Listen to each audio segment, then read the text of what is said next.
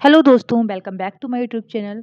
आज जो है पीटी 365 जो हमारा है ना, उसका third topic issue related to the constitution, इसको मैं लेकर के आई हूँ।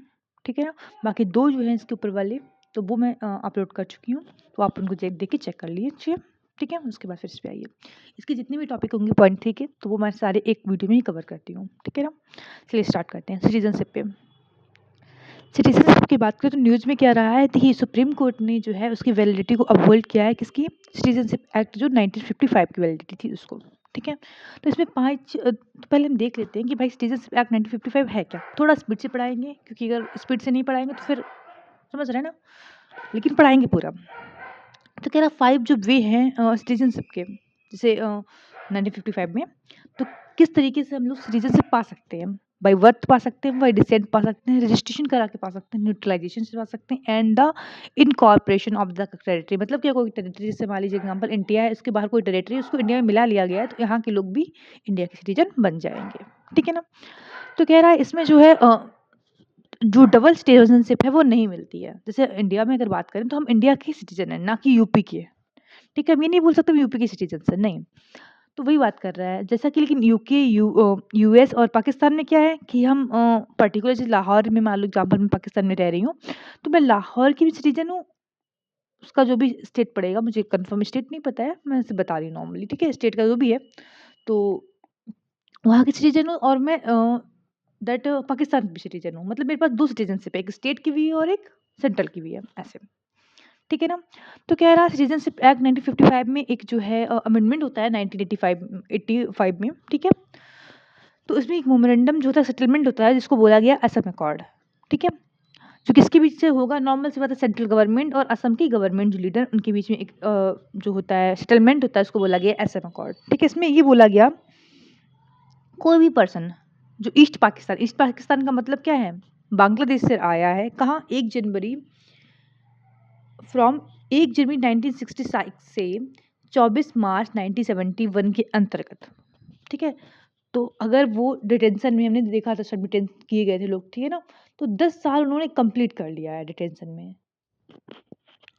Completion of tenure from the date of detention as a foreigner, तो वो क्या बन जाएंगे, सिटीजन ऑफ इंडिया बन जाएंगे। कहने का मतलब समझे आप, इस ईयर के बीच में अगर कोई पर्सन आया है, कहाँ से, आपका बांग्लादेश से। ठीक है। अब वो 10 साल से यहाँ पे डिटेंशन में है एज अ फॉरेनर, मतलब वो फॉरेनर की तरह रह रहा है, 10 साल से इंडिया में है, तो वो क्या कहलाएगा, सिटीजन ऑफ इंडिया कहलाएगा। ठीक है। Citizenship amendment act CAA 2019 amended article 55 को इसने अमेंड किया है। ठीक है। 2019 में फिर एक अमेंडमेंट आया है, इसको देख लेते हैं जरा, और रिलेटेड न्यूज क्या है। तो फॉरेन ट्रिब्यूनल होता क्या है, सुप्रीम कोर्ट ने जो है असम फॉरेन ट्रिब्यूनल है, उसने जो एक उनके जो डिसीजन था उसको चेंज कर दिया है। बट ओवरटर्न का मतलब क्या है, जो बताया उसका उल्टा उन्होंने बताया। And declare the resident of a state as an Indian citizen, उन्होंने बताया कि ये जो वहाँ पर लोग रह रहे हैं वो इंडियन सिटीजन ही कहलाएंगे। जबकि ये जो हमारा ट्रिब्यूनल है, फॉरेन ट्रिब्यूनल, उसने उसका उल्टा बताया था। उसके डिसीजन को चेंज करके सुप्रीम कोर्ट ने कहा कि वहाँ के जो लोग हैं, असम के जो लोग वहाँ पे रह रहे हैं स्टेट में, तो वो इंडियन सिटीजन में आएंगे। ठीक है। तो ये फॉरेन ट्रिब्यूनल है क्या, एक क्वासी जुडिशियल बॉडी होती है, जो नॉर्मली जो है फॉरेन ट्रिब्यूनल ऑर्डर 1964 के द्वारा इसको इस्टेब्लिश किया गया था, गवर्नमेंट ऑफ इंडिया के द्वारा। ठीक है।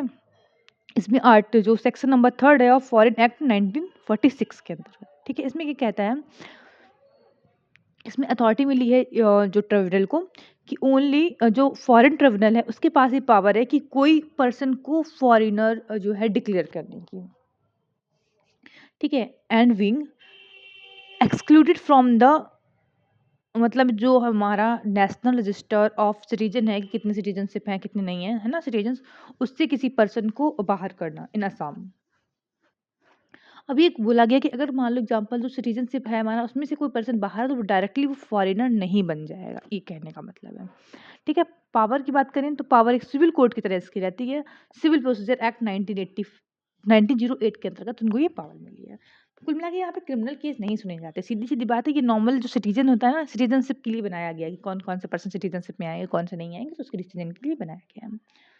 अब 3.1.1 इसका एक और सब टाइप है, तो उसको जरा देख लेते हैं। मिनिस्ट्री ऑफ होम जो अफेयर है उन्होंने अमेंड किया है सिटीजनशिप रूल 2009, ठीक है, एंड नोटिफाई किया है सिटीजनशिप अमेंडमेंट रूल 2024, ठीक है, to enforce the citizenship amendment act 2019। इसमें हाईलाइट जरा देख लेते हैं। तो देखते हैं सिटीजनशिप अमेंडमेंट एक्ट रूल है जो 2024 के अंतर्गत कौन एलिजिबल होगा सिटीजनशिप के लिए। तो पर्सन जो इंडियन सिटीजन है, ठीक है, या फिर मतलब कौन person by neutralization registration India का सिटीजन बन सकता है। तो एक तो वो जो पर्सन ऑफ इंडियन ओरिजिन है, बात ही खत्म है। या फिर उस किसी कोई पर्सन है जिसने मैरिड शादी कर ली है एक इंडियन पर्सन से, मान लीजिए एग्जाम्पल एक मैन है एक वुमेन कपल में ना, अगर मैन जो है इंडिया का है और उसने वुमेन से शादी कर ली तो फिर वो सिटीजनशिप का हकदार हो जाता है, मतलब बाई रजिस्ट्रेशन करा के वो सिटीजनशिप ले सकता है।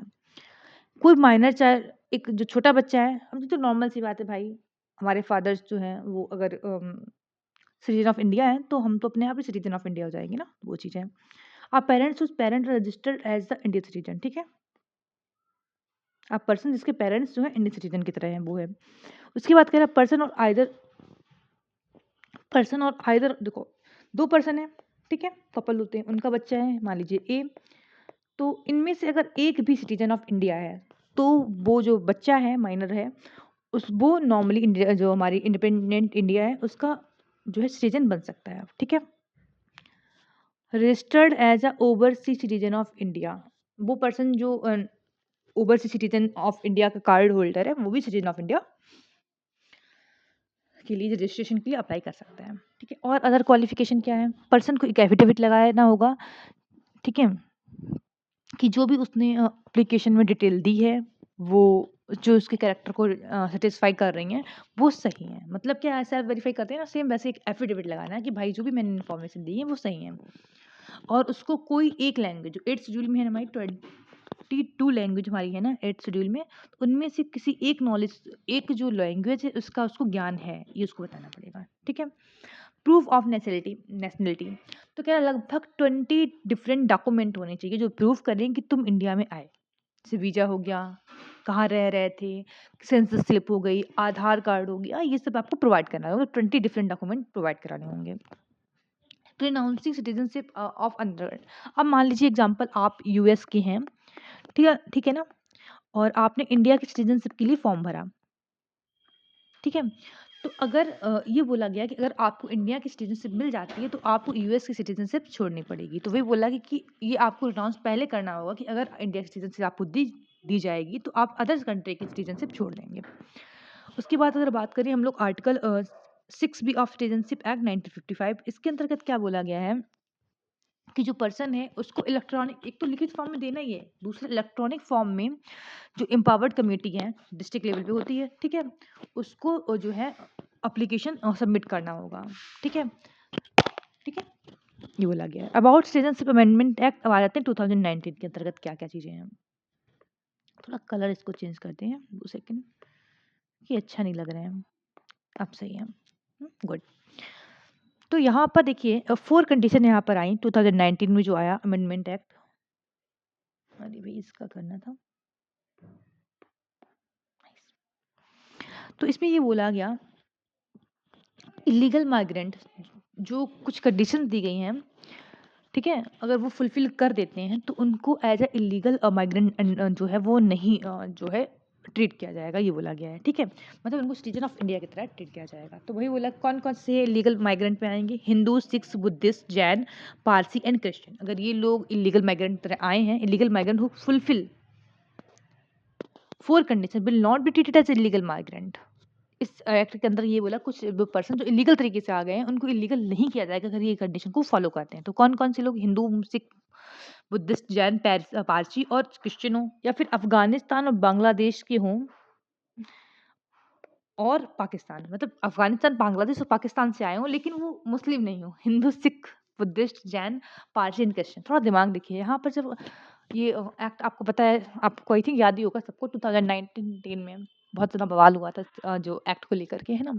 तो कॉज क्या था यहाँ पर, जो हमारी गवर्नमेंट ने उसने ये नहीं लिखा कि ये लोग नहीं आने चाहिए, उन्होंने लिखा कि भैया जो माइनॉरिटी कम्युनिटी है ना इन देशों की वो उनको आना अलाउ है, लेकिन मेजोरिटी वाली नहीं है। मेजोरिटी में है कौन भाई, मेजोरिटी में तो मुस्लिम है, तो सीधे से तो उन्होंने बोला तो मुस्लिम ही, लेकिन ठीक है।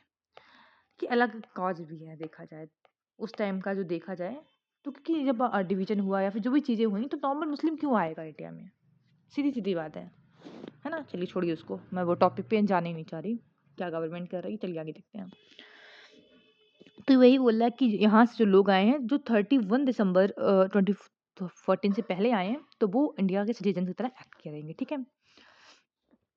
और वो जो ट्राइबल एरिया है असम का, मेघालय, मिजोरम, त्रिपुरा जो 6 शेड्यूल में है उसमें नहीं रहने चाहिए, मतलब आए तो है लेकिन इन एरिया में नहीं है, ठीक है।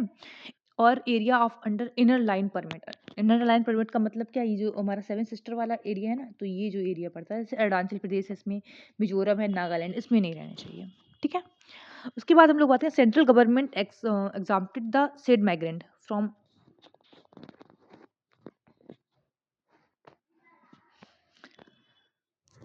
जो सेंट्रल गवर्नमेंट ने माइग्रेंट्स ये कहा है कि फ्रॉम मतलब में कहा है कि पासपोर्ट का जो रूल है ना उसको कहीं ना कहीं इन लोगों को थोड़ा छूट दी जाएगी फॉरेनर एक्ट 1946 के अंतर्गत, ठीक है। उसके बाद हम लोग बात करें न्यूट्रलाइजेशन पीरियड कितना है, ये तुम्हारा जो पहले 11 ईयर था उसको 5 ईयर कर दिया गया है, अगर 5 ईयर तक तुम हो तो तुम फॉर्म के लिए अप्लीकेबल कर सकते हो, कोई दिक्कत नहीं है, ठीक है। माइग्रेंट के केस में ओवरसीज सिटीजन के लिए अगर बात करें, इसमें ये बोला गया जो ओशियाई है वो भी नॉर्मल सिटीजन ऑफ इंडिया का जो है वो ले सकता है, ठीक है। ऑन 5 ग्राउंड पे जो है 5 ग्राउंड फॉर कैंसिलिंग ओशियाई, मतलब ये बोला गया है जो हमारे ओवरसीज सिटीजन्स हैं उनका जो कार्ड है ना, उसको 5 कॉज की वजह से कैंसिल किया जा सकता है। कौन कौन से कॉज हैं भैया, अगर तुमने रजिस्ट्रेशन फ्रॉड तरीके से कराया तो तुम्हारा जो है वो कैंसिल कर दिया जाएगा। उसके बाद हम लोग बात करें, तुम जो हमारे कॉन्स्टिट्यूशन है उसके साथ अफेक्शन दिखा रहे हो तो उसके लिए गलत हो जाएगा। किसी वार के टाइम पे किसी एनिमी के साथ तुम्हारा अगर रिलेशन देखा जाता है तो जो है आपका जो कार्ड है उसको कैंसिल कर दिया जाएगा। आपकी वजह से interest of sovereignty of India, security of state में प्रॉब्लम आ रही है या फिर पब्लिक इंटरेस्ट में प्रॉब्लम आ रही है तो आपके जो कार्ड है उसको कैंसिल कर दिया जाएगा। With in the 5 year of the registration तुमने रजिस्ट्रेशन कराया ओसीआई कार्ड होल्डर की तरह और तुम उसमें से 5 साल के अंदर तुम 2 साल जेल में काट रहे हो, then you are not applicable for that card. समझ आया? चलिए आते overseas citizen of India OCI, अब इसको देख लेते हैं ओसीआई आखिर है क्या। मिनिस्ट्री ऑफ एक्सटर्नल अफेयर ने जो है ओशियाई कार्ड होल्डर के लिए को being reclassified as foreigner confirming that existing ओशियाई remain unchanged। तो उन्होंने कहा कि देखिए अभी आया क्या था कुछ टाइम पहले कि भाई जो ओशियाई होल्डर है उनको एज अ फॉरेनर की तरह क्लासिफाइड किया जाए, लेकिन फिर ये बाद में ये आया कि नहीं भैया जो ओशियाई रूल पहले चल रहा था वही रहेगा, उसको चेंज नहीं किया जाएगा। तो देख लेते हैं अबाउट ओशियाई होल्डर। अब देखिए मैंने ये कट क्यों किया है, क्योंकि ये कट इसलिए किया गया है भैया, आपको लक्ष्मीकांत की बुक में ये सारा स्टैटिक्स पार्ट में मिल जाएगा, ठीक है। तो आपको एज अ इसकी तरह पढ़ने की ज़रूरत नहीं है, तो मैंने उसको कट किया है लेकिन मैं पढ़ा पूरा रही हूँ। आप चाहें तो इस पार्ट को स्किप कर सकते हैं, ठीक है। जहाँ-जहाँ पर भी कट मैंने लगाया हुआ है, तो वो सारा आपको कहाँ मिल जाएगा? आपकी लक्ष्मीकांत की बुक में अच्छे से दिया गया है। और शेख कार्ड होल्डर जो है बहुत अच्छे से पकड़ाया है। अच्छे से यहाँ पे पकड़ाया है, लेकिन वही है ना कि अगर आप बुक से पढ़ेंगे तो आपके लिए ज़्यादा बेनिफिशियल रहेगा, क्योंकि आप जब रिवाइज़ करेंगे ना, तो हर साल फिर उसी से रिवाइज़ करना है भाई। करंट अफेयर की बुक कौन लेके बैठता है ना? चलिए आगे आते हैं हम।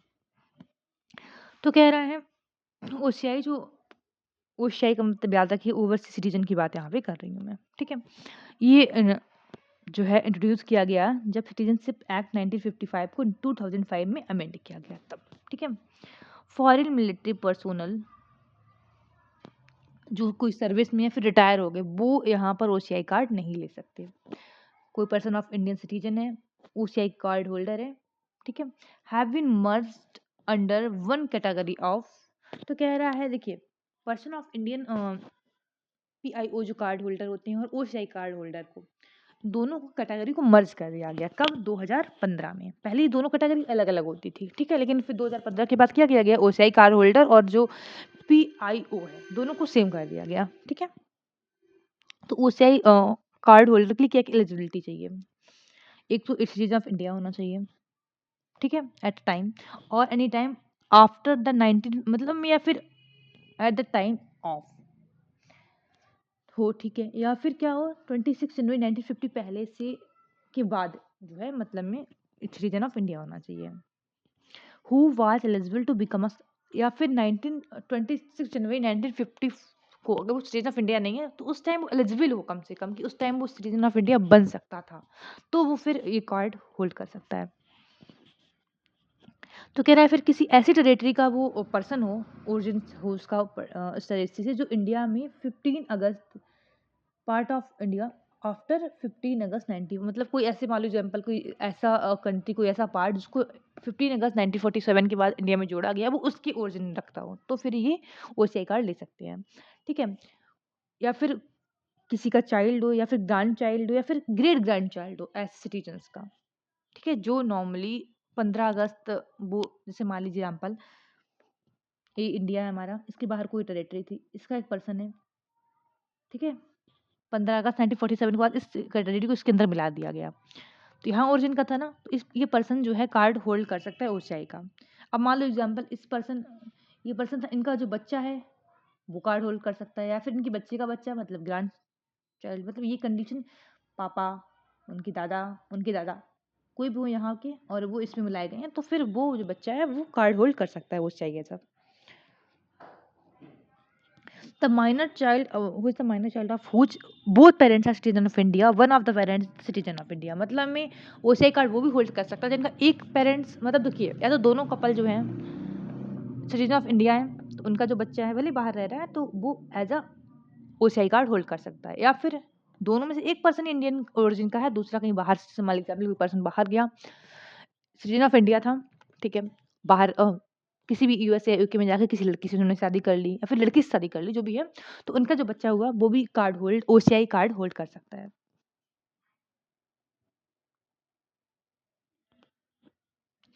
या फिर कोई वो ऐसा कपल है ना जो फॉरेन ओरिजिन का है, ठीक है, वो ओसीआई कार्ड होल्ड करना चाहता है, लेकिन उसने मतलब जैसे हमारे एग्जाम्पल को कपल है उसने इंडिया की किसी पर्सन से शादी की, ठीक है, लेकिन अब मान लीजिए एग्जाम्पल समझाते हैं, चलिए ठीक है, एक लड़की थी कहाँ की, इंडिया की, यूएस का कोई लड़का है, ठीक है, इंडिया में आया, उसने शादी की। अब ये कपल को जो लड़का यूएस का है उसको चाहिए इंडिया की सिटीजनशिप, उसको रहना है इंडिया में। तो भैया जब आज फॉर्म भरना है, आज फॉर्म भरने के 2 साल पहले इसका शादी हो चुका हो, इनका शादी का सर्टिफिकेट बन चुका हो, ये नहीं है कि तुम आज आए, तुमने आज शादी की, तुम आज ही एप्लीकेशन भर दो, तो हो सकता है तुम कुछ गलत काम करने के लिए, तुम कोई जासूसी करने के लिए कर रहे हो, ये 2 साल तक ठहरे हो उसके पास, तो मतलब फिर तो वैलिड है जहाँ तक है ना, तो वो चीज़ की बात कर रहा है कि मतलब 2 साल हो चुके हों एप्लीकेशन भरने से पहले, तो आपको ओसीआई कार्ड जो है वो मिल जाएगा। समझ आया इतना? चलिए, बेनिफिट ऑफ ओसीआई कार्ड क्या होता है? मल्टीपल कंट्री, मतलब कितनी बार भी एंट्री मारो इंडिया में, एग्जिट मारो, कोई दिक्कत नहीं, कोई वीजे की जरूरत नहीं है, ठीक है, लाइफ टाइम वीजा आपको मिल गया है इंडिया विजिट करने का। इक्वलिटी विथ एनआरआई, एनआरआई की तरह आपको इक्वलिटी मिलेगी in financial, economic and educational matter में, ठीक है, कुछ एग्जाम मतलब जो है वो चीज़ें हैं, तो उसमें देखें अगर आप एक्वायर नहीं कर सकते कोई एग्रीकल्चर फील्ड, प्लांटेशन फील्ड है ना, या फिर आप बात करें जो इंडिया का बच्चा है उसको आप अडॉप्ट नहीं कर सकते, ये थोड़ा सा ये इसमें चेंजमेंट है, ठीक है। Eligibility for grant of the Indian citizenship, अगर आपने 5 साल तक ओसीआई कार्ड होल्ड कर लिया तो फिर आप एलिजिबल हो जाएंगे कि भाई आप सिटीजनशिप ऑफ इंडिया ले सकते हैं, ठीक है। कंडीशन क्या है, तो उसको नॉर्मल सी बात है, उन 5 सालों में लगभग 1 साल इंडिया के अंदर रहना होगा, तभी वो इस जो फॉर्म है उसको अप्लीकेशन फॉर्म भरने के लिए अप्लीकेबल होता है कि भाई अब ये नहीं है कि हमने ठीक है ओसीआई कार्ड ले लिया लेकिन हम एक भी दिन इंडिया के अंदर नहीं रहे हैं और हम कह रहे हैं हमको सिटीजन ऑफ इंडिया चाहिए, तो वो नहीं है। 5 साल में से कम 1 साल आप रहो तो आपको सिटीजनशिप ऑफ इंडिया मिल सकती है, और एलिजिबल हो जाएगा जो नेशनल पेंशन स्कीम है, ठीक है, of non resident of India, उसके लिए वो एलिजिबल हो जाएगा, ठीक है, जिसके पास भी ओसीआई कार्ड है। अब क्या रिस्ट्रिक्शन है ओसीआई कार्ड होल्डर के लिए, इनके पास पॉलिटिकल राइट नहीं होता है, तो मतलब वोटिंग राइट इनके पास नहीं होता है, ठीक है।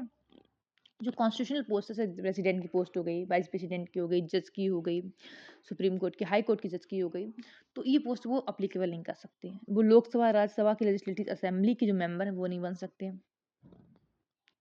जो इक्वलिटी बिफोर जो बोलते हैं ना एम्प्लॉयमेंट अपॉर्चुनिटी है ना, in public employment article number 2 वो इन पे अप्लीकेबल नहीं होता।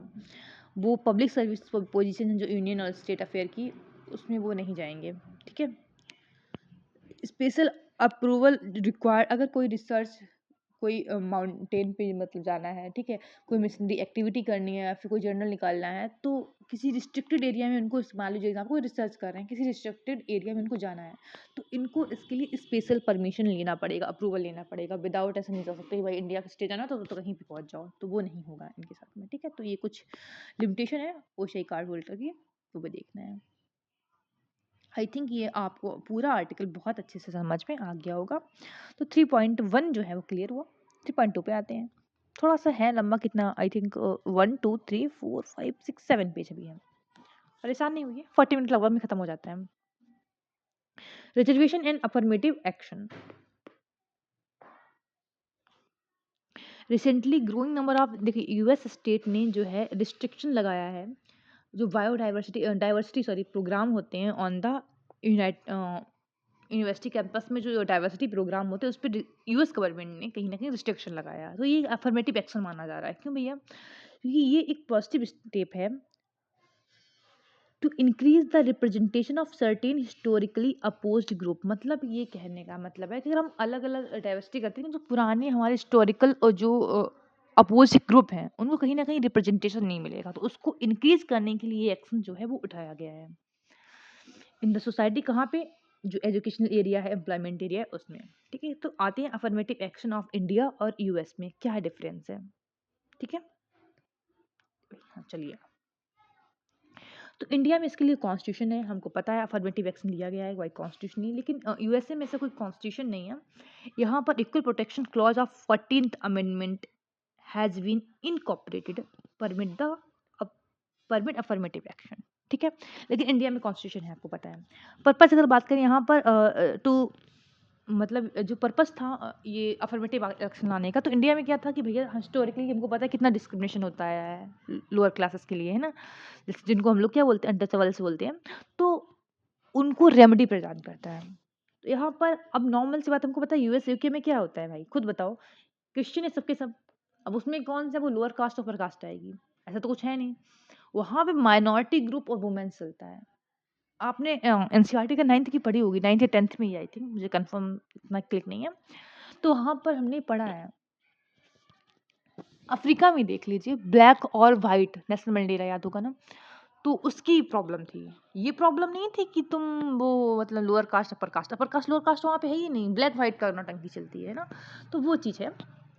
तो यहाँ पर माइनॉरिटी ग्रुप्स और वुमेन का डिस्क्रिमिनेशन के लिए फाइट है, मतलब ये पर्पस है। टारगेटेड ग्रुप यहाँ पर अगर बात करें तो सोशल एंड जो बैकवर्ड क्लासेस है, ठीक है, socially and economically backward classes, उसके लिए, ठीक है, टारगेटेड ग्रुप। यहाँ पर अफ्रीकन है, अमेरिकन है, स्पेनिश है, एशियन अमेरिकन, ये सब जो है वो इनके लिए है। सिस्टम है, यहाँ पे कोटा सिस्टम लगाते हैं ना कि भाई इतने परसेंट कोटा एससी का है, इतना परसेंट कोटा एसटी का है, इतना परसेंट ये है। यहाँ पर डाइवर्सिटी भी बेस होता है, इक्विटी पर, इंक्लूजन प्रोग्राम पर, ठीक है, कितने इसके लिए इंक्लूजन प्रोग्राम करेंगे इस इक्विटी को लाने की चीज़ें। तो प्रोविजन यहाँ पे बात करें तो आर्टिकल 15(4) और 15 जो है उसका 4, 16(4) ETC है। 15(4) क्या कहता है? तो ये कहता है कि भैया स्टेट को ये डीपीएसपी में आता है भाई, है ना, तो यहाँ पर ये एससी एसटी के इंक्लूजन के लिए स्टेट को बोलता है कि भाई एक जो है प्रोविजन बनाओ जिससे एडवांसमेंट हो सके एससी और एसटी के लोगों के लिए, स्टेजन का, ठीक है। 16(4) में क्या कहता है? स्टेट को ये बोलता है कि reservation to the appointment of post in favour, मतलब बैकवर्ड क्लासेस जो हैं उनके फेवर में उनका अपॉइंटमेंट हो, इसके फेवर में क्या बनाओ, लॉस वगैरह बनाओ, मतलब ट्राई करो कि भाई जो ओबीसी की क्लास के लोग हैं तो वो भी क्या एम्प्लॉयमेंट में आया, ठीक है, उनका भी इक्विटिक जो एडुकेट जो रिप्रेजेंटेशन है सर्विस में, है ना, वो होना चाहिए। जैसे होता ना कि भाई 100% लोग हैं, अभी तक अभी भी देख लो भाई, रेशियो में क्या ही बोलूँ, हायर क्लासेस में पहुंच जाओ, आप पहुंचिए हायर क्लासेस में। हायर क्लासेस का मतलब समझ रहे हैं मैं क्या बोल रही हूँ, पीएचडी लेवल पे पहुंचिए, देखेंगे ना रिप्रेजेंटेशन ये सीओबीसी का, भाई 20% भी नहीं है टोटल का, अभी भी वहां पर रिप्रेजेंटेशन कम है। क्यों? पूछिए क्यों। अब कुछ मिला के अगर ओबीसी की बात किया जाए, फिर एससी एसटी जो है वो बराबर है, क्योंकि बहुत टाइम तक उनको डिप्रेस किया गया था, बहुत टाइम तक जो ओबीसी था कैटेगरी है, एससी एसटी का कैटेगरी है ना, तो होता है ना कि आप डिप्रेस्ड, जब जैसे होता है ना कि किसी पर्सन को बोलते जाओ कि तुम यही हो, तुम यही हो, तुम लोअर, उनके दिमाग में बस जाता है भाई सामने वाला तो देखता है ना, उनको तो ऊपर बैठा के पूजा करनी चाहिए। तो मेंटालिटी जो अंदर घुस गई है ना, आप अभी भी गाँव वगैरह में जाइए, तो मैं खुद ही देखती हूँ भाई, दूसरे का मैं क्या ही बोलूँ। तो जो एससी एसटी के लोग होंगे, तो वो आप उनको बैठाइए ऊपर, वो बैठेंगे नहीं ऊपर, वो नीचे ही बैठेंगे। क्यों? मैं आपके साथ कैसे बैठ सकता हूँ? क्यों भाई? मतलब अलग ही लेवल का चलता है। छोड़िए, बट ट्राई टू योरसेल्फ। बराबरी का हक सबको है एवरीवन। मैं किससे बोल रही हूँ कि एससी एस्पिरेंट से ये बात है ना, तो छोड़िए, अच्छा आप लोग से बोलने का कोई मतलब ही नहीं है। ये लोग तो स्पेशल हो ही जाते हैं पहले से ही। चलिए आते हैं। तो यहाँ पर ये बोला गया है कि अपर जो सीलिंग है 50% जो है वो सेट की गई है by the SC in Indira Sawhney judgement में। ठीक है, इसके ऊपर आप कोटा नहीं दे सकते, ये बोला गया। तो यहाँ पर ऐसी कोई अपर लिमिट नहीं है। ठीक है, अब आते हैं इसका सब टाइप जो है 3.2 का .1। ठीक है, सब क्लासिफिकेशन ऑफ शेड्यूल कास्ट, इसको देखते हैं जरा। रिसेंटली अगर बात करें, supreme court in state of Punjab and the other and Davinder Singh and the other cases जो है, उसके अंतर्गत ये बोला गया कि सब क्लासिफिकेशन जो है, ठीक है, तो उसको मतलब सुप्रीम कोर्ट ने कहा है कि भैया वो परमिसिबल है, मतलब उसको परमिस कहा गया।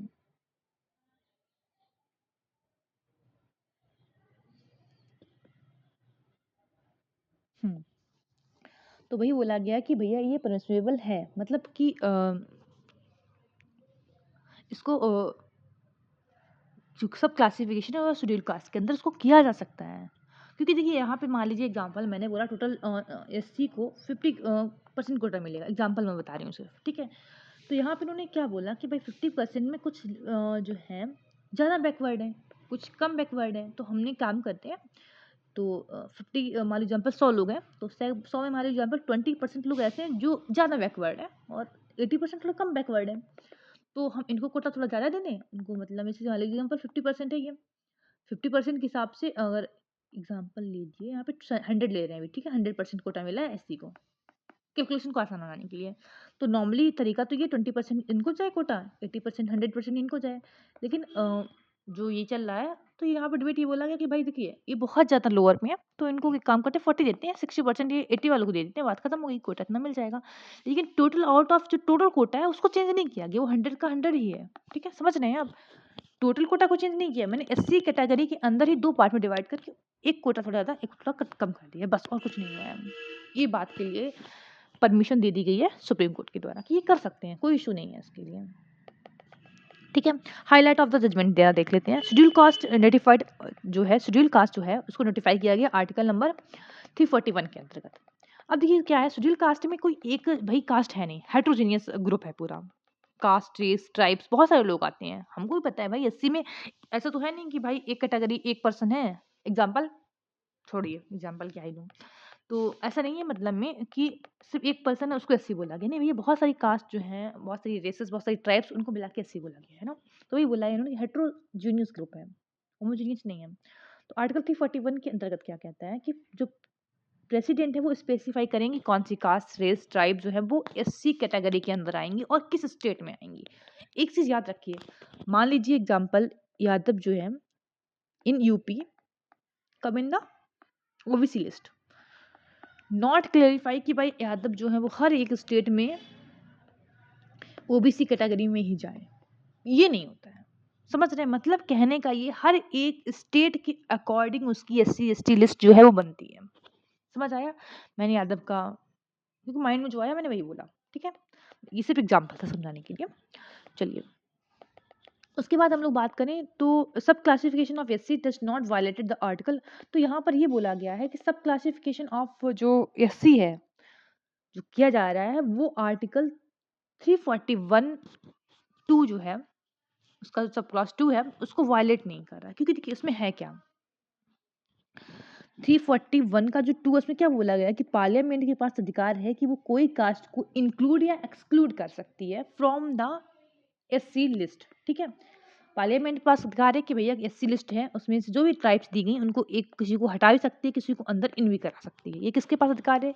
पार्लियामेंट के पास। लेकिन सुप्रीम कोर्ट क्या कहता है कि यहाँ पर तो कोई जो वो है, मतलब बोल सकते हैं हम लोग कोई रेस या फिर कोई कास्ट को इंक्लूड या एक्सक्लूड तो किया ही नहीं जा रहा है। यहाँ पे इंक्लूड एक्सक्लूड क्या कर रहे हैं, जो कास्ट पहले थी लिस्ट में वही कास्ट है, हमने तो सब इसको डिवीजन किया है। तो फिर ये कैसे 341 जो है वो वायलेटेड बोल सकते हैं? नहीं है वायलेटेड, क्योंकि यहाँ पे पार्लियामेंट की जरूरत ही नहीं है। पार्लियामेंट के पास अधिकार कौन सा है? समझ रहे हैं आप मैं क्या कहना चाह रही हूँ? पार्लियामेंट के पास अधिकार है कि भैया वो किसी कास्ट को अंदर कर सकती है, शेड्यूल कास्ट के, या फिर जो ट्राइब्स है उसको किसी को बाहर कर सकती है। लेकिन यहाँ पर कोई अंदर बाहर तो हो ही नहीं रही कास्ट या कुछ भी, जो एस सी एस टी के अंदर की बात करें, एस सी के अंदर है ना। यहाँ पे तो जितनी भी थी ट्राइब्स या फिर जो ग्रुप था उसको मैंने सिर्फ सब डिवीजन किया है, ये बोला गया। तो यहाँ पे कोई भी 341 का जो 2 पार्ट है वो वायलेटेड नहीं है। आई थिंक समझ में आ गया होगा अब तो आपको। तो अब आते हैं हम लोग स्कोप ऑफ सब क्लासिफिकेशन ऑफ शेड्यूल कास्ट। ठीक है, तो यहाँ पर ये बोला गया कि जैसे कि जो सब क्लासिफिकेशन करेंगे तो कहीं ना कहीं सब्सटेंसिव इक्वलिटी ऑफ अपॉर्चुनिटी मिलेगी इन द बैकवर्ड क्लासेस में। अब देखिए समझाते हैं एक चीज़, ओबीसी का एग्जांपल लेते हैं। क्यों लेते हैं मेरे से मत पूछना, हम जिस कैटेगरी या फिर बोले जिस माहौल में रहते हैं हमें उसी का एग्जांपल आता है ना। तो उससे मेरे साथ भी वही है। चलिए आगे बढ़ते हैं। ओबीसी लेते हैं। ओबीसी में कोटा जितना भी हो, है ना, एग्जाम्पल वाली 50% कोटा ओबीसी का है। ठीक है, लेकिन एक चीज़ पता है आपको, इसमें ओबीसी में भी क्रीमी लेयर करके चीज़ें हैं। भले ही आप जैसे मान लीजिए एग्जाम्पल यादव कैटेगरी है in the UP come in the OBC list, but creamy layer of the Yadav is not come in the OBC. मतलब समझ रहे हैं, अगर आप क्रीमी लेयर में आते तो आप फिर ये ओबीसी का जो कोटा है वो नहीं ले सकते हैं। क्लासिफिकेशन हुआ ना, ओबीसी के अंदर हमने एक क्रीमी लेयर एक नॉर्मल लेयर कर दी। नॉर्मल लेयर में तो आपको कोटा मिलेगा, लेकिन क्रीमी लेयर में आपको कोटा नहीं मिलेगा, भले आप सेम कैटेगरी से बिलोंग करते हैं। तो सेम चीज़ कहाँ पे, यहाँ पे है। तो वही ये किया क्यों गया है। अब भाई समझ लीजिए एग्जाम्पल, आप हैं जज के बीच, ठीक है, आपके जो फादर हैं वो जज हैं, आपको लग रहा है कि आपको कोई कोटा मिलना चाहिए। अगर आपको कोटा कोई दे भी रहा है ना कहीं इस पर्सन के साथ गलत हो रहा है, क्योंकि उसको तो पैसा मिला नहीं, उसको कुछ अपॉर्चुनिटी मिली नहीं, और तुमको हम जज के बेटे हो, फुल आराम से जो मिलना चाहिए, एक होता है ना कि ज़रूरतें पूरी हो रही हैं, उसके बाद भी आप नहीं पढ़ रहे हो, वो तुम्हारी गलती है ना। इसकी गलती तो तब है ना, इसकी गलती है, इसको तो अपॉर्चुनिटी नहीं मिली ना, तो इसको हमको उठा के बराबर करना है। लेकिन तुम तो पहले से ऊपर हो, तुमको काहे बराबर करने ना। तो सेम वही चीज़ है, यहाँ पर इक्वलिटी की बात की गई है। ठीक है, जिसको बोलते हैं हम लोग क्या, सब्सटेंसिव इक्वलिटी ऑफ अपॉर्चुनिटी। ठीक है, तो मतलब ये लाई क्यों जाती है, जो हिस्टोरिकल जिनके साथ इंजस्टिस हुआ है तो उनको कहीं ना कहीं जो नॉर्मल लाइन है उसके बराबर लाना। ठीक है, कुछ ग्रुप में कुछ लोग ऊपर आ गए तो उनको हटा देते हैं हम लोग, फिर बाकी को ऊपर लाने का ट्राई करते हैं, वही चीज़ है सेम। स्टेट कैन सब क्लासीफाई, तो वही कहा गया, स्टेट जो है सब क्लासीफाई कर सकता है। अगर कोई पर्सन कोई रेस है, कोई कास्ट है, उसका जो है इन एडिक्वेट रिप्रेजेंटेशन है, किसी कास्ट का इनएडिक्वेट और रिप्रेजेंटेशन है इन एनी बोल सकते हैं हम लोग जॉब वैकेंसी किसी भी चीज़ में। ठीक है, तो इसके लिए लेकिन स्टेट को कुछ डाटा जो है वो कलेक्ट करना होगा कि भैया कि हाँ इस सर्विस में जो है इस कोई भी मान लो example service of the state में इस वाली कास्ट का रिप्रेजेंटेशन कम है, तो फिर हम क्या करें। ठीक है, तो उस हिसाब से उसको रिजर्वेशन कहने का मतलब ये है। अब कह रहा है कि अगर स्टेट ऐसा कुछ करता है, किसी भी कास्ट को क्लासीफाई करता है, फिर किसी को आगे रिजर्वेशन देता है, तो ये जुडिशियल रिव्यू के अंदर आता है। अब हो सकता है कि भाई जो गवर्नमेंट है वो अपनी कास्ट को बोले कि भाई नहीं, ये तो क्या है, बहुत ही वीक लोग हैं और इनको किस में आना चाहिए, स्पेशल कैटेगरी में, मतलब जो भी बोल रहे हैं सब क्लासिफिकेशन के अंदर मुझे करना है, तो ऐसा नहीं कर सकती। तो उसके लिए जो सुप्रीम कोर्ट है वो बैठा हुआ है, जुडिशियल रिव्यू की पावर उसके अंदर है। ठीक है, तो वही बोला कि अपनी पॉलिटिकल पावर के लिए जो है गवर्नमेंट ऐसा नहीं कर सकती। Court notice the sub classification of permit, तो वही बोला गया है, कोर्ट ने कहा है कि भाई सब क्लासिफिकेशन जो है वो परमिट है for the socially and economically backward classes के लिए, अंडर द आर्टिकल 344A जो इंट्रोड्यूस हुआ था 2018 में। ठीक है, और जहाँ पे एम्पावर होता है प्रेसिडेंट को कि भाई वो जो है लिस्ट है वो बना सकता है। अब यहाँ पे 2 जजमेंट है, देख लो। क्योंकि भाई मैंने अभी बताया था ना, एससी ने सुप्रीम कोर्ट ने एक्सक्लूड किया था ना ओबीसी की जो क्रीमी लेयर को, उसको ओबीसी कैटेगरी से, कि तुमको रिजर्वेशन कैटेगरी नहीं मिलेगी। तो वही चीज़ समझना है, ठीक है। कुल मिला के कहने का मतलब यहाँ पर पूरा जो केस था वो ये था कि जो एससी कैटेगरी है उसमें हमने 2 क्लासिफिकेशन करने हैं, ठीक है। जैसे ओबीसी में हुए क्रीमी और अदर क्रीमी लेयर, तो उसके हिसाब से यूनिफॉर्म सिविल कोड यूसीसी, इसको ज़रा देखते हैं, थोड़ा पहले समझ लेते हैं होता क्या है। एग्जाम्पल समझिए, हमारे अब अगर कोई वर्ड हिंदू या मुस्लिम से रिलेटेड हो जाए तो प्लीज़ उसको थोड़ा इग्नोर करिए, क्योंकि यहाँ मैं सिर्फ समझाने का ट्राई कर रही हूँ, ठीक है। देखिए, पहले मैं हिंदू पकड़ूंगी, नहीं तो लोग बोलेंगे कि हिंदू हो के ना तो इसलिए मुस्लिम मुस्लिम पकड़े हैं। नहीं, सती प्रथा देखिए, सही है कि गलत है? गलत है, नॉर्मल सी बात है। लेकिन हिंदू वाले बड़ा उसमें थे उस टाइम की बात कर रही हूँ। ट्रिपल तलाक सही है कि गलत है? एज ए जेन्युइन ह्यूमैनिटी बात करिए, गलत है, नॉर्मल सी बात है, गलत है भाई। पोलोगमी 3-3 शादी करके बैठिए, सही है? गलत है। तो देखिए, कहने का मतलब क्या है मेरा, रिलीजन कोई भी हो लेकिन कुछ चीज़ों पे इक्वलिटी हम मांगते हैं, सीधा सीधा बात है भाई, हम कुछ चीज़ों पे इक्वलिटी चाहिए। रिलीजन क्या कहता है हमको उसका मतलब नहीं है। अब इसका मतलब नहीं है कि रिलीजन ने कह दिया तो किसी भी वुमेन्स को, किसी भी चिल्ड्रन को, किसी भी पर्सन को हम एक्सप्लॉइट करते रहेंगे, वो तो गलत है ना। अनटचेबिलिटी बड़े मन से बना रहे थे हम तो, लोअर हो तुम लोअर रहोगे ना, तुमको तो पढ़ने का अधिकार नहीं, सब कुछ चीज़ें थी ना, हमने उसको हटाया ना। तो वही कह रहे इक्वलिटी लानी है, कोई धर्म किसी से वो मतलब होता है ना, उससे परे जाना है थोड़ा आगे, तो वो बात कर रहा है। तो यूनिफॉर्म सिविल कोड कहता है क्या है? देखिए, जो चीफ मिनिस्टर ऑफ उत्तराखंड है, पहले न्यूज़ समझ लेते हैं। उन्होंने अनाउंस किया है कि यूनिफॉर्म सिविल कोड जो है वो इम्प्लीमेंटेड होगा इन द स्टेट जनवरी 2025 से। उनके यहाँ पर ये वो अपना अप्लीकेबल करेंगे, ठीक है। तो पहले देख लेते हैं यूसीसी का बैकग्राउंड क्या है। प्री इंडिपेंडेंस पीरियड में क्या था, लॉक लोकी लेक्स लोकी रिपोर्ट जो थी, उन्होंने ये बोला कि भाई इंडियन जो लॉ को है यूनिफॉर्म कोडिफाई करना चाहिए, मतलब Hindu law and the Muslim law personal law should not be codified. समझ रहे हैं? जितने भी ऑफेंस एविडेंस कॉन्ट्रैक्ट के हिसाब से वो तो सब एक सेम है। अगर तुमने किसी का मर्डर किया तो हिंदू या मुस्लिम हो, सिख हो ईसाई हो, एक ही सजा मिलेगी। किसी का रेप करके आए हैं तब भी सेम सजा मिलेगी। लेकिन वही चीज जो पर्सनल लॉ है हिंदू और मुस्लिम, उसके लिए अलग अलग हो जाती है। आप हिंदू लॉ के अंदर अगर देखा जाए तो आपने अगर एक साथ दूसरी शादी कर रहे हैं तो पहली वाली जाके ना आपको जेल में बंद करा सकती है, नॉर्मल सी बात है। विदाउट परमिशन उसकी आप शादी नहीं कर सकते। लेकिन मुस्लिम लॉ में नहीं है ये, पॉलीगमी अप्लीकेबल है, करो शादी आराम से, 1 करो 2 करो 4 करो 5 करो, छोड़ के चले आओ, है ना। तो वही चीज मैं बता रही हूँ आपको। तो यहाँ पर ये बोला गया। फिर नेक्स्ट आता है वीएन राव कमेटी। इन्होंने क्या कहा, codified Hindu law which would have equal right to women. समझ रहे हैं? यहाँ पर इन्होंने कोडिफाई किया हिंदू लॉ को कि जहाँ पर वुमेन्स को इक्वल राइट्स जो है वो दिए जाएंगे। चलिए आगे आते हैं। पोस्ट इंडिपेंडेंस पीरियड में क्या हुआ, स्पेशल मैरिज एक्ट आता है 1954। इसके अंदर बात करें हम लोग, सिविल मैरिज बोला गया। इंडिया के कोई पीपल या फिर इंडिया के बाहर रह रहे हो कोई, ठीक है, तो उनके लिए सिविल मैरिज का बोला गया। ये देखो, ये बहुत ज़रूरी है।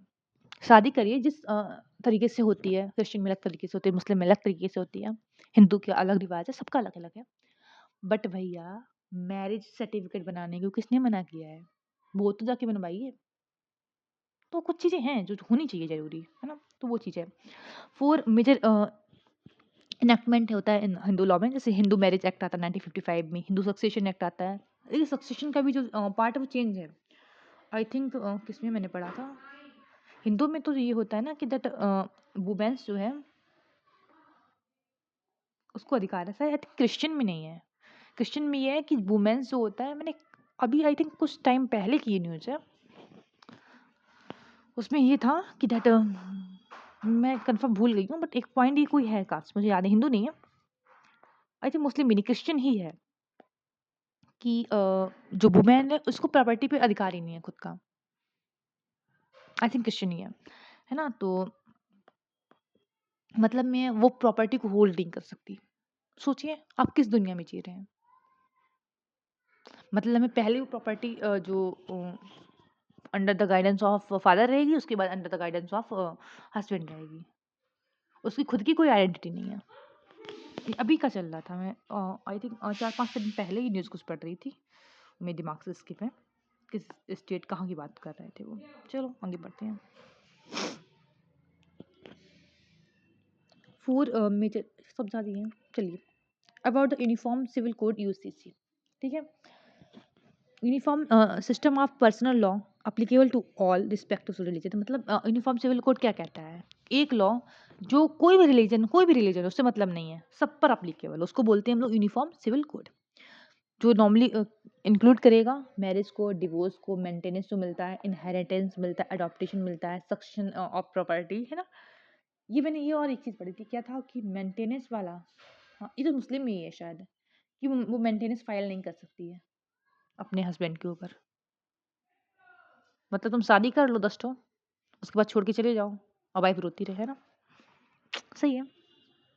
वैसे हिंदू में तो मतलब हर चीज़ का नेगेटिव जो होता है ना लूप होल, वो मिल ही जाता है। मेंटेनेंस एक अच्छी चीज़ है रियल में, क्योंकि अभी हमारी सोसाइटी इतनी आगे नहीं है जहाँ वुमेन सारी इक्वल है।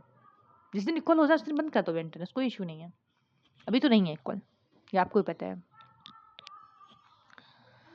तो यहाँ पर लेकिन वही ना, बहुत जगह पे गलत फ़ायदा भी उठाया जा रहा है, क्या ही बताया जाए। चलिए आगे आते हैं। आर्टिकल 44 अंडर द पार्ट 4, ठीक है। ये जो है डायरेक्ट करता है स्टेट को कि भैया इंडिया के हर एक सिटीजन जो है वो यूसीसी को फॉलो करें, ठीक है, इंडिया की टेरिटरी के अंदर। करंट स्टेटस क्या है, इंडिया के जो पर्सनल लॉ वो बहुत कॉम्प्लेक्स हैं, हर एक रिलीजन जो है अलग अलग स्पेसिफिक उनका लॉ है। फॉर इंस्टेंस अगर बात करें हिंदू सक्सेशन लॉ, वो हिंदू, सिख, जैन, बुद्धिस्ट इसको गवर्न करता है। मुस्लिम पर्सनल लॉ वो मुस्लिम को गवर्न करता है, ठीक है। इंडियन सक्सेशन एक्ट जो है वो क्रिश्चियन, पारसी और जो जूस हैं उनके लिए आता है। जो गोवा में बात करें हम लोग तो ये कॉमन सिविल कोड चलता है, ठीक है। जो पुर्तगाली जो पोर्तुगीज आए थे ना उस टाइम, जो पोर्तुगीज सिविल कोड 1867 उस टाइम अप्लीकेबल हुआ, तो वही चल रहा है, ठीक है। तो हर जगह अपना अलग अलग है। चलिए आगे आते हैं। Place of versus special provision act 1991, इसको देखते हैं। तो न्यूज़ में क्यों है, थोड़ा पढ़िए आराम से। सुप्रीम कोर्ट देखिए, सुप्रीम कोर्ट ने ये बैन मतलब ये बोला है जो अदर कोर्ट है उनको, और बैन किया है कि भैया कोई भी तुम सूट जो है, ठीक है, उसको रजिस्टर नहीं करोगे जो चैलेंज करता है ओनरशिप ऑफ द वर्शिप। मतलब ऐसा नहीं, एक मंदिर है, मतलब इन्होंने देखो सुप्रीम कोर्ट ने हर एक कोर्ट से क्या कहा, मान लो एग्जाम्पल ये मंदिर है, अब कोई आया, इन्होंने कहा कि नहीं ये तो मंदिर है, यहाँ पे तो मस्जिद होनी चाहिए। फिर यहाँ पे मस्जिद थी, मान लो एग्जाम्पल, चलो एग्जाम्पल के मस्जिद है, प्रेजेंट टाइम यहाँ पे मस्जिद है। अब लोग आए कि नहीं यहाँ तो पहले मंदिर था, हमको मंदिर बनवाना है। तो इस टाइप की कोई भी रजिस्ट्रेशन जो है वो फाइल नहीं करेगा कोई भी कोर्ट, जब तक कि नेक्स्ट फर्दर नोटिस नहीं आ जाता, और ना ही किसी चीज़ को सर्वे करेगा। अब ये नहीं इसको सर्वे करने पहुँच के, नहीं, ना सर्वे करोगे डिस्प्यूटेड एरिया का, ना ही कोई केस फाइल करोगे, सूट फाइल करोगे, ठीक है, जब तक कि फर्दर नोटिस नहीं आ जाता। अब आते हैं अबाउट द प्लेस वर्सिफ, जो स्पेशल प्रोविजन एक्ट है उसके अंतर्गत 1991 का है। इसमें ये बोला गया, ये एक्ट जो है डिक्लेयर करता है religious character of a place of versus continue रहेगा, सेम एज, जैसे मानिए 15 अगस्त के बाद,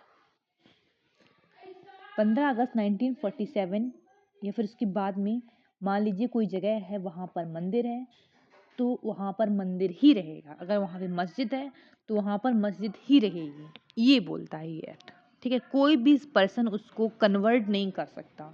अब ये नहीं मंदिर है तो पीछे तो पहले मस्जिद बनी तो मस्जिद बना लिया, फिर पहले अभी मस्जिद है पहले तो मंदिर बना था यहाँ पे तो मैं मंदिर बना लूँ, तो ये नहीं होगा, ठीक है। और ये यहाँ पर जो है स्टेट है उस पे एक पॉजिटिव ऑब्लिगेशन लगाता है कि वो जो रिलीजियस कैरेक्टर उसको मेंटेन करके रखेगा हर एक प्लेस ऑफ वर्शिप का, ठीक है। और किस हिसाब से, जिस हिसाब से इंडिपेंडेंस के बाद वो रहा है। अगर इंडिपेंडेंस में वो मस्जिद है तो मस्जिद रहेगी, मंदिर है तो मंदिर ही रहेगा, और अगर चर्च है तो वो चर्च के रूप में ही आगे कंटिन्यू होगा।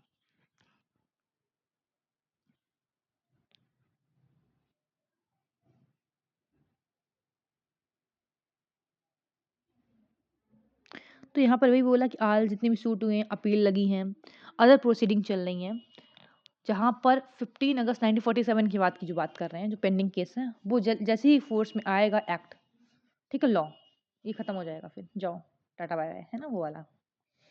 चलिए फिर आगे आते हैं। तो इसमें कुछ एक्सेप्टेशन है, कौन सी, अयोध्या का जो केस है वो इससे अलग रहेगा, ठीक है। जो act does not apply to mountains and sites, ठीक है, जैसे जो एंशियंट मॉन्यूमेंट्स हैं, आर्कियोलॉजिकल साइट्स हैं, वो इस एक्ट से दूर रहेंगी, ठीक है। एनी डिस्प्यूट, अब मान लीजिए एग्जांपल, कोई भी डिस्प्यूट जो पहले मैं सॉल्व करा चुकी हूँ, सुप्रीम कोर्ट ने कहा, मान लीजिए एग्जांपल बता रही हूँ कि वो इसका रिजल्ट आ चुका है, मान लीजिए एग्जांपल यहाँ पे मंदिर था, केस लड़ा मुस्लिम और हिंदू का, तो यहाँ पे फिर मस्जिद बना दी गई है, या फिर मस्जिद के लिए इन्होंने बिल पास कर दिया कि हाँ मस्जिद ही थी, मस्जिद बन गई है, तब इसको दोबारा फिर डिस्पोज नहीं कर सकते, ठीक है। फाइनली वो सेटल हो चुका है, अब वो वही रहेगा। जो सेटल नहीं हो, जो केस चल रहा है, पेंडिंग में है, तो इस एक्ट के आने के बाद तो 15 अगस्त 1947 के बाद था, तो वही रहेगा, कहने का मतलब ये है, ठीक है। अगर रिजल्ट आ चुका है तो रिजल्ट के हिसाब से, नहीं तो जो ओरिजिनल था कब 1947 15 अगस्त में इंडिपेंडेंट के बाद, तो वो रहेगा, कहने का मतलब ये है। पेनल्टी अगर बात करें, अगर कोई जो है इस लॉ को जो नहीं मानता, प्रोविजन को नहीं मानेगा, तो उसको 3 इयर्स या उससे ज़्यादा जो है इम्प्रिजमेंट मिल सकता है along with the fine and penalty, ठीक है। समझ आया इतना? चलिए आगे आते हैं। डिटेंशन, प्रिवेंटिव डिटेंशन है, थोड़ा देख लेते हैं। एक होता है प्यूनिटिव डिटेंशन, एक होता है प्रिवेंटिव। प्यूनिटिव मतलब होता है आफ्टर द क्राइम, काम कर लिया उसके बाद आपको पकड़ के जेल में डालें, तो क्या है प्यूनिटिव, मतलब पनिश वाला जो होता है। प्रिवेंटिव का मतलब होता है बिफोर द क्राइम। अब मान लीजिए एग्जाम्पल, आप पे संदेह है कि आप ब्लास्ट करने वाले हैं कहीं पर, है ना, बम ब्लास्ट, तो आपको उठा के जेल में डालेंगे ना, तो उसके लिए जो होता है वो प्रिवेंटिव होता है। समझ आएगा? Clear. Jaseela Shaji versus union of India case, supreme court ने हाईलाइट किया कि right of detention to make effective representation again the preventive detention, ठीक है। यहाँ पर नॉर्मल जो राइट है प्रिवेंटिव डिटेंशन का, उसको इफेक्टिव रिप्रेजेंटेशन की बात की गई है, बस थोड़ा देख लेते हैं। मेन जो है हमारा यहाँ पे देखना है कि प्रिवेंटिव डिटेंशन होता क्या है। विदाउट ट्रायल के, कन्विक्शन ऑफ कोर्ट के, ठीक है, संदेह के रूप में कि भाई ये जो पर्सन है वो डेंजरस है पब्लिक ऑर्डर के लिए, किसी को डिटेन कर लिया जाए, तो उसको बोलते हैं प्रिवेंटिव डिटेंशन। तो आर्टिकल 22 के अंतर्गत जो है प्रिवेंटिव डिटेंशन के लिए क्या है, स्टेट लेजिस्लेचर ने और पार्लियामेंट ने लॉ बनाए हैं, ठीक है ना। कॉन्स्टिट्यूशन जो है वो प्रोटेक्शन देता है against arrest and detention, article 22(1) और 22(2) के अंतर्गत प्रोटेक्शन मिलता है, ठीक है। लेकिन आपको आर्टिकल 22 के अंतर्गत प्रोटेक्शन मिलता है, ठीक है, कि आपको अरेस्ट नहीं कर सकता विदाउट उसके और डेट, लेकिन ये जो चीज़ें हैं वो प्रिवेंटिव डिटेंशन में अप्लीकेबल नहीं होती। खुद समझिए एग्जांपल, हमको हर अधिकार है, राइट है, लेकिन हमको आप पे संदेह है कि आप बम ब्लास्ट कर देंगे। अब मैं यहाँ आपके राइट को देखूंगी कि या फिर मैं हज़ारों करोड़ों लोगों को देखूंगी? नॉर्मल सी बात है, हज़ारों करोड़ों लोगों को देखूंगी ना। आपको उठा के जेल, भले आप हो सकता है आप निर्दोष ही हो, हमको सिर्फ शक है, लेकिन हमको आपको अंदर करना पड़ेगा कि बाई चांस आप इन्वॉल्व हुए बम ब्लास्ट में, तो कितने मरेंगे ना। तो वो चीज़ है, तो यहाँ पर आपका जो राइट है ना, तो वो ख़त्म हो जाता है। तो यहाँ पे आते हैं constitutional provision related to the preventive detention. तो आर्टिकल 22(1) क्या कहता है, right to inform of arrest ground, अगर कोई अरेस्ट किया जा रहा है तो क्या होगा, उसको इन्फॉर्म करना होगा। ये सब कब है, प्रिवेंटिव डिटेंशन कुछ नहीं लगता, ये नॉर्मल है, प्रिवेंटिव डिटेंशन सबसे परे है। तो अगर 3 मंथ जो है डिटेंशन हो गया है, तो इसको अप्रूव कराना होगा जो एडवाइजरी पैनल है उससे। एडवाइजरी पैनल में होगा कौन, रिटायर्ड जज होंगे, जो ब्यूरोक्रेट्स हैं वो होंगे, ठीक है। 22(2) में क्या कहा गया है, जो पर्सन जिसको डिटेन किया गया है उसको मजिस्ट्रेट के सामने 24 आवर के अंदर प्रेजेंट करना होगा। अगर नहीं किया है तो मजिस्ट्रेट से अप्रूवल लेना होगा, ठीक है। 22(5) में क्या कहते हैं, early notification on the ground of detention और opportunity to contest detention order. मतलब क्या है कि डिटेंशन ऑर्डर निकालो या क्यों हम कर तो आपको डिटेन कर रहे हैं उसको वो बताना, ये चीज़ें होती हैं, ठीक है। अब ये बोला गया है कि अगर कोई फेलियर, मान लीजिए एग्जांपल, आपको जिस लिए डिटेन किया गया है, जिस भी कार्ड से डिटेन किया गया उस कागज़ को, ठीक है, हम प्रेजेंट नहीं कर पा रहे, उसमें डिले हो रहा है, तो कहीं ना कहीं ये बोला जाएगा कि भैया आप इफेक्टिव तरीके से रिप्रेजेंटेशन नहीं कर रहे हैं आर्टिकल 25 का, ठीक है, बताओ तो भाई क्यों डिटेन किया गया है, तो वो बात कर रहा है। तो law that permit preventive detention, तो किस लॉ के अंदर प्रिवेंटिव डिटेंशन है, तो नेशनल सिक्योरिटी एक्ट 1980 के, यूपीपीए 1967, conversation of foreign exchange and prevention of smuggling activity, ठीक है, prevention of black marketing and maintenance of supply essential commodity act 1980 के अंतर्गत जो है ये डिटेंशन का जो है प्रावधान है। Ground for preventive detention, security, state की सिक्योरिटी के लिए, फॉरेन अफेयर के लिए और सिक्योरिटी ऑफ इंडिया के लिए, maintenance end of public order, maintenance of supply and essential service and defence, इसके लिए जो है प्रिवेंटिव डिटेंशन लगाया जाता है। समझ आ गया? 3.6 बचे एंड 3.7 उसके बाद फिर खत्म है। 3.6 पे आते चलिए। ये न्यूज़ में क्या है, दिल्ली जो हाई कोर्ट है उन्होंने एक इंटरिम ऑर्डर जो है, वो इंटरिम ऑर्डर क्या होता है, टेम्परेरी ऑर्डर, मतलब फाइनल ऑर्डर नहीं है, वो मिड टर्म निकाल दिया कि ऐसे ऐसा करो, भी फाइनल ऑर्डर आएगा उसके हिसाब से करना, ठीक है, तो उसको बोलते हैं इंटरिम ऑर्डर। इंटरिम ऑर्डर निकाला है e commerce stores chat GPT etc को कि भैया किसी भी एक्टर का नाम, उसकी इमेज, उसकी वॉइस, उसकी लाइकनेस विदाउट उसके कॉन्सेंट की यूज़ नहीं कर सकते, ठीक है। अभी आपने देख रहा होगा चैट जीपीटी के मतलब उसके एआई के द्वारा क्या होता है, अमिताभ बच्चन समझे किसी की भी आवाज़ लगा के, किसी का चेहरा लगा के कुछ भी किया जा रहा है, तो वो चीज़ें नहीं अप्लीकेबल है, ये बोला गया है। पर्सनालिटी राइट, इसको देखते हैं। तो यहाँ ये जो पर्सनालिटी राइट है वो तुम्हारा प्रोटेक्ट करता है इंडिविजुअल की पर्सनालिटी। उसमें क्या क्या नेम आता है, उसकी वॉइस आती है, सिग्नेचर आता है, इमेज आता है, अंदर फीचर जो बहुत से फीचर होते हैं ना जो नॉर्मली जब लोग देखते हैं तो बोलते हैं कि अच्छा वो उसकी बात है, उसकी बात कर रहे हैं ना, तो वो चीज़ें तो वो पर्सनालिटी में आएंगी। तो कह रहा है इसको नॉर्मली जो पर्सनालिटी राइट है वो नॉर्मली कॉन्स्टिट्यूशन में नहीं किया गया है, ये आता है under the right to privacy के and the right to private property के इसके अंतर्गत इसको लाया गया है। हमको पता है राइट टू प्राइवेसी के अंदर कोर्ट ने कितना ज़्यादा इंटरप्रेट इसको किया है, सेम चीज़ें हैं, ठीक है। तो वो right to privacy and right to property के अंतर्गत राइट टू पर्सनालिटी जो है वो एक्ट आता है, ठीक है। तो दो कंपोनेंट है पर्सनालिटी राइट्स के, right to publicity and right to privacy. Right to publicity के अंदर अगर लोग बात करें तो right to image, once image and likeness, ठीक है। तो इमेज या फिर कुछ वैसा चीज़ है तो उसके लिए ट्रेडमार्क एक्ट है, और कुछ लिखा हुआ है तो उसके लिए कॉपीराइट एक्ट है। राइट टू प्राइवेसी में अगर बात करें, प्रोटेक्शन फ्रॉम अनऑथराइज्ड रिप्रेजेंटेशन, तो आर्टिकल 21 आता है इसमें, justice case S Puttaswamy case 2007 का वो आता है, ठीक है। अब आते हैं हम लोग पोस्टथमस पर्सनालिटी राइट, मतलब आफ्टर द डेथ, कोई पर्सन उसकी डेथ होगी उसके बाद उसका पर्सनालिटी राइट क्या है। Defamation suit can be filed under the Indian penal code, ठीक है। डिफोनेशन जो प्रतिष्ठा भंग करने का जो है केस वो फाइल किया जा सकता है under the Indian penal code, अगर तुमने किसी भी पर्सन की रेपुटेशन या उसकी फैमिली की रेपुटेशन बिगाड़ी है तब, ठीक है। एम्बलम द एंड नेम, मतलब किसी पर्सन का चिन्ह, उसका जो साइन है कुछ भी वो या फिर उसका नाम यूज किया है, ठीक है। Prevention of improper use act 1950 है, ठीक है। इसके अंदर ये हुआ है कि कुछ जो पर्सन उनका नाम दिया गया उनका नाम या उनका सिंबल तुम यूज नहीं कर सकते, ठीक है।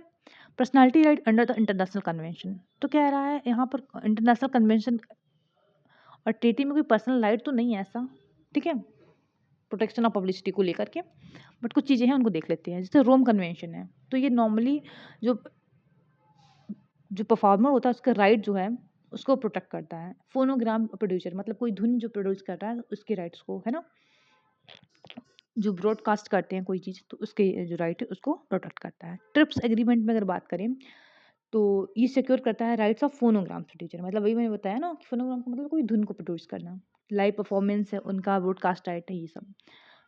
विपो जो है परफॉर्मर एंड फोनोग्राफ ट्रीटी जो है वो क्या है, ये जो right to performer and the phonograph producer particularly digital environment में, कोई डिजिटल एनवायरनमेंट में कोई धुन निकाला कुछ भी चीज़ें कर रहा है तो उसके राइट को प्रोटेक्ट करता है।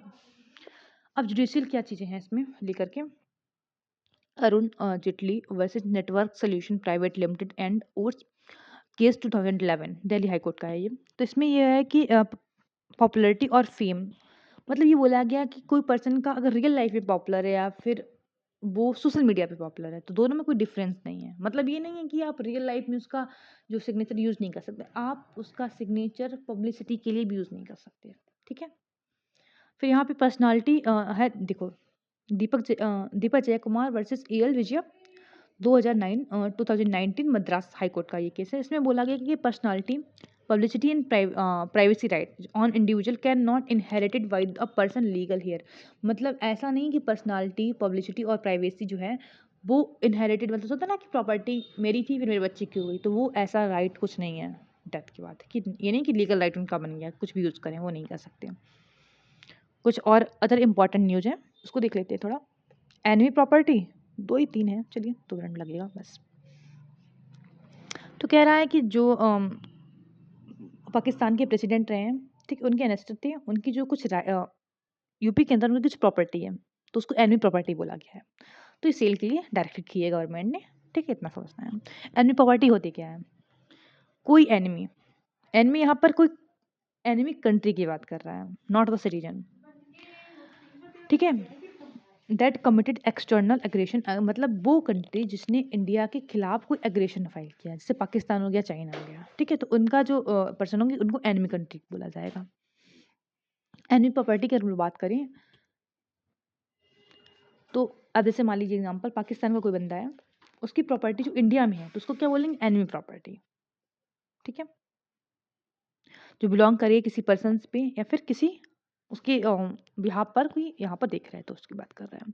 2017 amendment act expanded the definition of enemy to include, तो कह रहा है कि लीगल हेयर जो रहेगा ऑफ सक्सेशर, ठीक है, जो सक्सेशर है, मान लीजिए कोई पाकिस्तान का बंदा, उनका जो लीगल हेयर है वो इंडिया का सिटीजन नहीं है, ठीक है, बट वो इंडिया का सिटीजन हो या ना हो, एनिमी में आएगा। कहने का मतलब ये है, देखो, whatever or not citizen of India or the citizen of a country which is not an enemy। मान लो एग्जाम्पल समझाते हैं, पाकिस्तान में एक कोई बंदा है, ठीक है, उसकी प्रॉपर्टी है इंडिया के अंदर, ये इंडिया इसके अंतर्गत प्रॉपर्टी है। अब उसका बच्चा आया, उसका बच्चा इंडिया का सिटीजन है अगर, तब भी ये प्रॉपर्टी एनिमी प्रॉपर्टी कहलाएगी। अगर उसका बच्चा यहाँ का ही वो है, तब भी ये प्रॉपर्टी क्या कहलाएगी? Enemy property. अब इसका बच्चा यूएस जाके रह ले, तब भी इनकी ये प्रॉपर्टी एनमी प्रॉपर्टी ही कहलाएगी। समझ आया? सिटीजन हो इंडिया का, ना हो, या फिर किसी और अदर कंट्री का सिटीजन हो जो कि एनिमी नहीं है, यूएस हमारी एनिमी कंट्री नहीं है, फिर भी ये कंट्री क्या कहलाएगी? एनिमी प्रॉपर्टी कहलाएगी।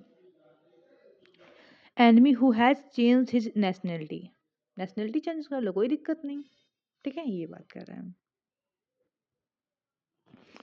तब भी एनिमी प्रॉपर्टी में आएगा। 1960 act empowered custodian of enemy property to India, मतलब ये बोला गया कि देखो भैया, सीधी सीधी बात है, अगर एनिमी प्रॉपर्टी है उसका कस्टोडियन कौन बनेगा? इंडिया का जो गवर्नमेंट है वो उसको सेल कर सकती है, उसको मैनेज कर सकती है, उसका प्रिजर्व करना तो प्रिजर्व करे, किसको? एनिमी की जो प्रॉपर्टी है उसको, ठीक है। पाकिस्तान किसी बंदे की यहाँ पे प्रॉपर्टी है तो उसका पूरा हक किसके पास जाएगा? गवर्नमेंट ऑफ इंडिया के पास जाएगा। समझ आया इतना? चलिए आगे बढ़ते हैं। राइट टू बी फॉरगेटन, थोड़ा समझ लीजिए, अच्छा है, ठीक है। सुप्रीम कोर्ट ने एग्जामिन किया जो इशू है, सुप्रीम कोर्ट एग्जामिन करेगा इशू जो है फॉरगेटन, राइट टू फॉरगेटन का, ठीक है, डिजिटल प्राइवेसी को लेकर के है। इसको हम लोग राइट टू इरेजर भी बोल सकते हैं, जो नॉर्मली इंडिविजुअल की जो इंडिविजुअल राइट है पर्सन के, उसको लेकर के हैं। Have control the use of personal data by organisation. देखिए होता क्या है, आपसे किसी ने पर्सनल डाटा लिया, ठीक है, अब बोला कि 6 महीने के लिए यूज करेंगे, यूज ही करे पड़े 2 साल हो गया, तो यहाँ पर है कि राइट टू फॉरगेटन होना चाहिए। मतलब भाई इसको जो आपने 6 मंथ के लिए बोलो, 6 मंथ के बाद उसको इरेज करो, ये कहने का मतलब है, इसको फॉरगेट करो। तो राइट टू फॉरगेटन जो है तुम्हारा राइट टू ऑब्लिवियन से लिया गया, जो फ्रेंच जो है वहाँ से, ठीक है। Right to be forgotten is not an absolute right, ये एब्सोल्यूट राइट नहीं है, ठीक है। फिर आते हैं जस्टिस केएस पुट्टास्वामी केस 2017 में, तो सुप्रीम कोर्ट ने रिकॉग्नाइज किया कि right to forgotten as a part of right to life, article 21 के अंतर्गत आता है। दिमाग में रखना है, क्वेश्चन बन सकता है, राइट टू फॉरगेटन किसके अंतर्गत आएगा? आर्टिकल 21 के अंतर्गत आएगा, ठीक है। Digital personal data prevention act 2023 does not mention the right to be forgotten. तो जो हमारा अभी कुछ टाइम पहले हमारा आया ना digital personal data protection act, ठीक है, उसमें ये राइट टू फॉरगेटन इन्वॉल्व नहीं, बल्कि होना चाहिए था, ठीक है। यूरोप में जो जीटीआर पीआर है लॉ है, तो वो कहीं ना कहीं जो राइट टू फॉरगेटन है उसको इन्वॉल्व करता है, लेकिन इंडिया में इन्वॉल्व नहीं है। इनर लाइन परमिट, इसको ज़रा समझ लेते हैं। स्टेट गवर्नमेंट ऑफ नागालैंड ने अप्रूव किया है inner line permit in Chumoukedima Niuland and the Dimapur district में। तो ये इनर लाइन परमिट है क्या? एक ऑफिशियल ट्रैवल डॉक्यूमेंट है जो गवर्नमेंट के द्वारा इशू किया जाएगा। किस लिए? जो इंडियन सिटीजन को अलाउ करेगा कि वो प्रोटेक्टेड एरिया में घूम सकते हैं, कुछ टाइम के लिए रह सकते हैं। ठीक है? तो आईपीएल सिस्टम जो है यहाँ पर कहीं इसका एम क्या है कि भैया जो इंटरनेशनल बॉर्डर लाइन है ना, वहाँ पर जो मूवमेंट है उसको कहीं न कहीं रेगुलेट किया जा सकते है। समझिए एग्ज़ाम्पल, ये देखिए, यहाँ पे अरुणाचल प्रदेश है, नागालैंड है ना, तो ये जो बॉर्डर लाइन एरिया है, तो इसी को यहाँ पर जो मूवमेंट है वो रेगुलेटेड रहे, इसके लिए ये आईपीएल लगाया जाता है। IPL officially used for protected tribal culture, और जो ट्राइबल कल्चर उसको प्रोटेक्ट करने के लिए नॉर्थ ईस्ट इंडिया में, देखिए बहुत सारी ट्राइब्स हमारी नॉर्थ ईस्ट इंडिया में रहती है। अगर हम सबको अलाउ कर देंगे तो कहीं न कहीं उनका जो कल्चर है, उनका जो चीज़ें हैं, उन पे इम्पैक्ट पड़ेगा। तो उसको भी प्रोटेक्ट करने के लिए जो आईएलपी जो है वो यूज़ किया जाता है। तो इसका जो जेनेसिस कहाँ से हुआ था? Bengal eastern foreign frontier regulation act 1873 के अंतर्गत। ठीक है? यहाँ पर जो है डिफरेंट टाइप ऑफ आईएलपी हैं।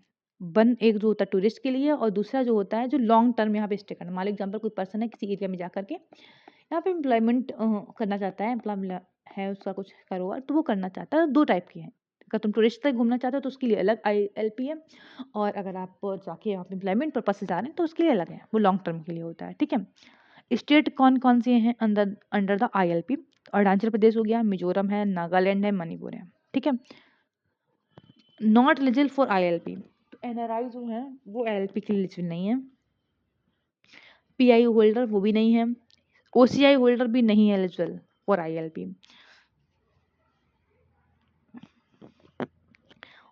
इसके लिए उनको जो regular protected restricted area permit है उसके लिए अप्लाई करना होगा, तब जाके वो उस एरिया में जा सकते हैं। Protected area permit PAP and restricted area permit RPA, इसको ज़रा देख लेते हैं, उसके बाद हमारा जो है ये चैप्टर क्लोज हो जाएगा। Under the foreigner protection act 1958, ठीक है, इसमें ये बोला गया कि वो एरिया जो फॉल करता है under the inner line of international border state, इसको क्या बोला जाएगा? प्रोटेक्टेड एरिया बोला जाएगा। ठीक है? अभी इस टाइम अगर बात करें तो कौन कौन सी के प्रोटेक्टेड एरिया है? अरुणाचल प्रदेश, पूरा अरुणाचल प्रदेश बॉर्डर पड़ता है म्यांमार की, आपको पता है। हिमाचल प्रदेश, थोड़ा दिमाग में क्लिक करिए, हिमाचल प्रदेश चाइना साइड में जाता है। जम्मू कश्मीर पूरा चाइना साइड में जाता है। राजस्थान पाकिस्तान साइड में जाता है। उत्तराखंड हो गया। तो जितनी बॉर्डर लाइन वाली एरिया है कुल मिला के, ठीक है, होल ऑफ द सिक्किम ये प्रोटेक्टेड एरिया में जाता है, और पार्शली थोड़ा बहुत जाता है रिस्ट्रिक्टेड एरिया में भी। तो यहाँ पर जो है ये सब एरिया जो कुल मिला के ऐसे समझो बॉर्डर एरिया में, बॉर्डर एरिया में क्या होता है, हमको थोड़ा सा रिस्ट्रिक्शन रखना होता है, रेगुलेटेड करना होता है मूवमेंट को, नहीं तो पता चला कि, है ना। तो under the foreigner restricted area order 1963 area declared as restricted area. Andaman Nicobar island को भी रिस्ट्रिक्टेड एरिया बोला गया है। ठीक है? इंटायर जो सिक्किम है और टेरेटिव सिक्किम और पार्ट ऑफ द स्टेट, इसको भी रिस्ट्रिक्टेड एरिया के अंतर्गत आया है। ठीक है? Foreigner is not normally allowed to, तो जो कोई फॉरेनर आएगा तो उसको नॉर्मली अलाउडेड नहीं होता है कि रिस्ट्रिक्टेड एरिया में जाए। ठीक है? अगर उसको कोई ज़्यादा ज़रूरी काम है, कोई रिसर्च करना है, तो उसके लिए उसको गवर्नमेंट से मतलब में जो है कुछ मतलब में बोल सकते हैं परमिशन लेनी होती है, तो वो लेके वो जा सकते हैं। वो बता सकता है कि भैया ये रीजन है मेरा, एक्स्ट्राऑर्डिनरी रीजन है, मुझे जाना ही पड़े। मान लीजिए एग्जाम्पल, कोई पर्सन आया फॉरेनर, उसको नॉर्मली रिसर्च करनी है इंडिया के फॉरेस्ट में कोई जड़ी बूटी जो भी चीज़ें हैं उनको लेकर के, तो वो अपना परमिशन लेके जा सकता है। एवरी फॉरेनर एक्सेप्ट द, कोई फॉरेनर सिर्फ भूटान के लोगों को छोड़ दो, जो प्रोटेक्टेड एरिया में जाना चाहता है तो उसको एक परमिट लेना होगा।